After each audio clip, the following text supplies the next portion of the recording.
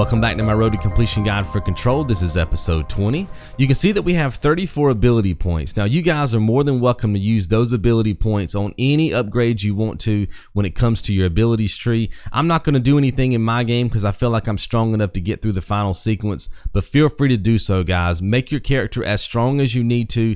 This goes for your personal mods and your weapon mods as well. Now at this stage in the game, some of you have already got the trophies that are attached to your abilities tree because you farmed them back in a previous episode like I did using the backup saves, and some of you didn't. Now for those of you who did not get those trophies yet, you're going to be short on ability points, meaning you need more ability points to max out all your abilities to be able to pop those 2 trophies. So all you need to do to max out your abilities tree is to watch episode 23 of this series. For the rest of us, we're going to be getting our platinum in episode 22, okay? But you guys just go ahead and watch episode 23. In that episode, I will show you some more hidden locations, and that'll give you enough ability points to max out your abilities tree, pop those trophies, and that's when you'll earn your platinum. So take this time to max out your abilities, throw on your best weapon mods and personal mods. You can also construct some new weapon forms if you guys want to. We've been focused on shatter for this playthrough so we could pop a trophy, but you should have a ton of materials at this point, so feel free to construct any weapon forms that you like. So go ahead and follow my gameplay on screen. We have a puzzle coming up. Of course, I'll be coming back in with commentary to tell you guys how to solve that puzzle once we get there. The bureau opened the same door here, but there's just an echo now. Are you close? Just on the other side?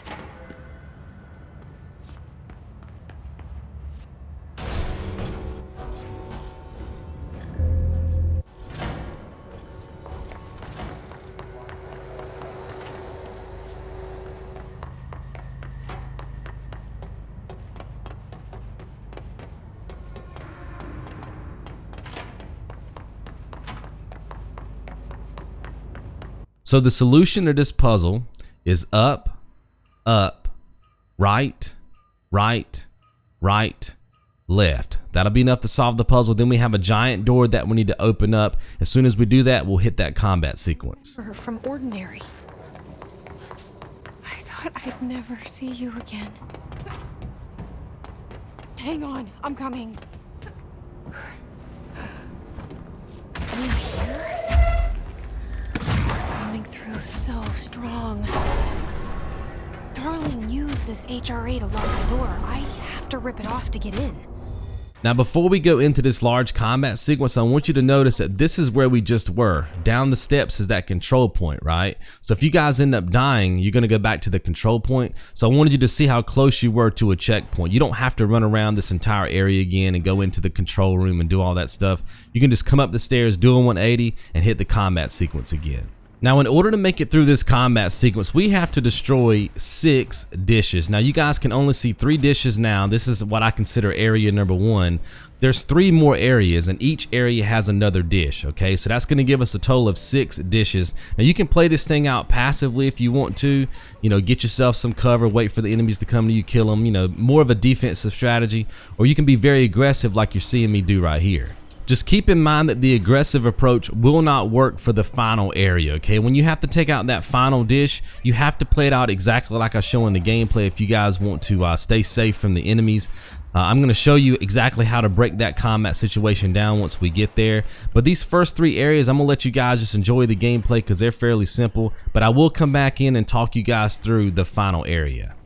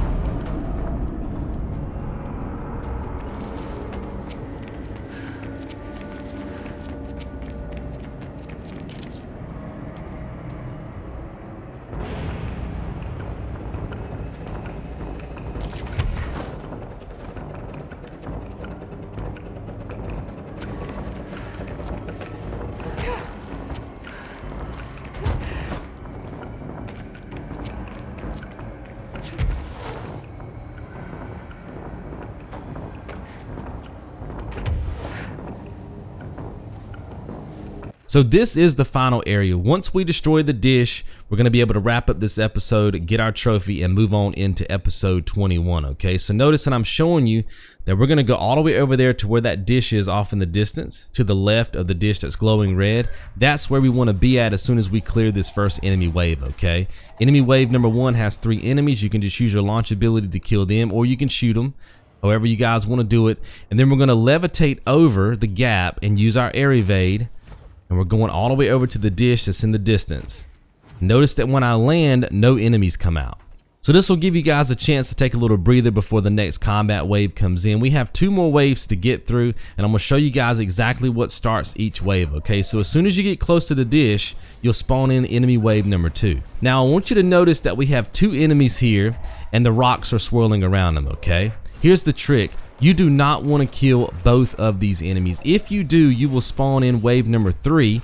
And if you do that, you're going to have to worry about enemies that have the high ground, because we have to worry about those floating enemies that throw stuff at you. And they're going to have crazy angles over you if you're on this side of the map. So the strategy is to kill one of the enemies with the rock swirling around him, right? Let the other one survive, and in the meantime, you want to be killing all the other smaller enemies in the area. Then you kill the last enemy with the rocks, and that will spawn in enemy wave number 3. Now the position that you take during enemy wave number 2 is everything, guys. Notice that all the enemies are spawning in the same location. The last thing I want to have happen here is that they start flanking me, okay? So I want to stay close to them. So notice that I'm using the platform that the dish is sitting on as my protection. If they flank me on the right, I'm going to move to the left. If they flank me on the left, I'm going to move to the right. But I'm going to try my best to stay in this position around the dish, because I do not want them to start flanking me wide. Notice he started flanking me wide. I took him out first, and now I'm back to where the group is, okay? You have to watch those flanks to keep everybody else in front of you. So go ahead and kill all the smaller enemies and then take out the final rock enemy, and I'll come back in and teach you guys how to get through enemy wave number 3.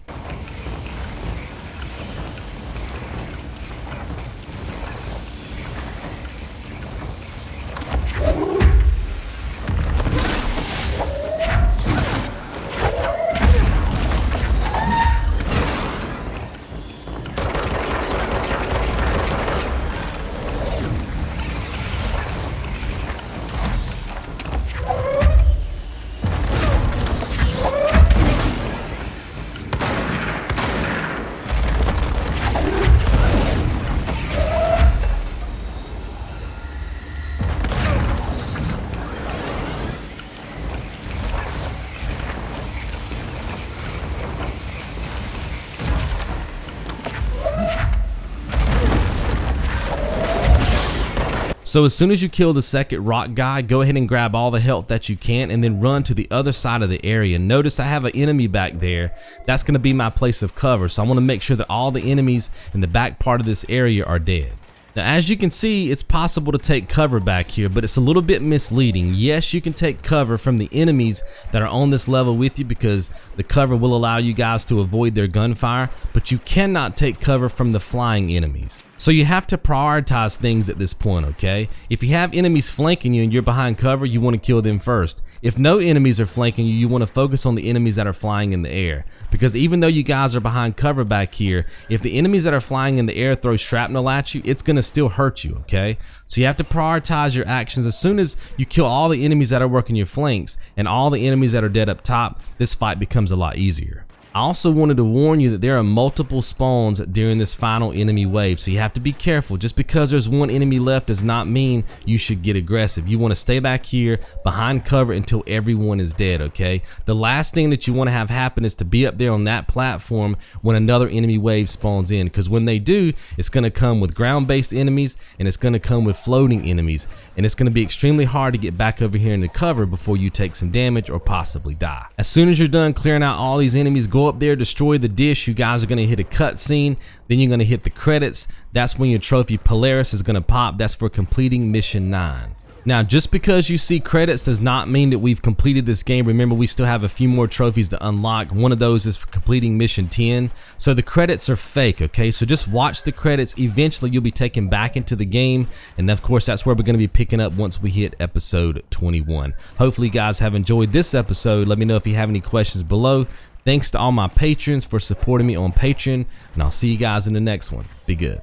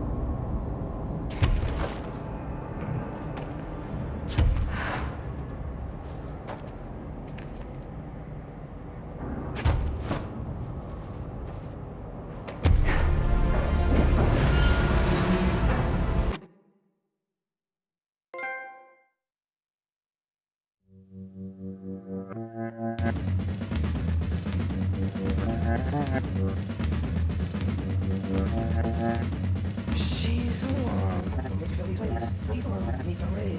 Can't stand feel, hate feel, go insane, hijack me, then push me because I go to the edge.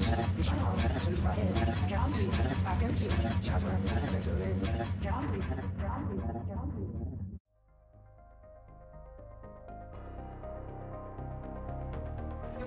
Federal Bureau of Control, how may I help you? I need those field reports typed up and in manuscript.